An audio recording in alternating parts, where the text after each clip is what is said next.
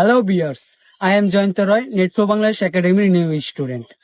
আজ আমরা কথা বলবো এমন একটি প্রযুক্তি নিয়ে যা আমাদের জীবনকে দ্রুত পরিবর্তন করেছে।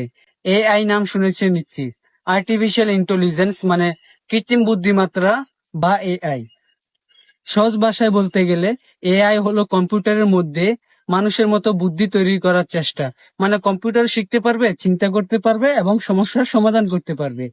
এআই অ্যাপ্লিকেশন দ্রুত ভিজুয়াল, যেমন smartphone, unlock, voice assistant, self driving কার, ফ্যাক্টরি রোবট। এখন প্রশ্ন হলো, এআই আসলে কি কি কাজ করে থাকে? এর পরিণতি কিন্তু বিশাল। ডেটা বিশ্লেষণ ও সিদ্ধান্ত গ্রহণ।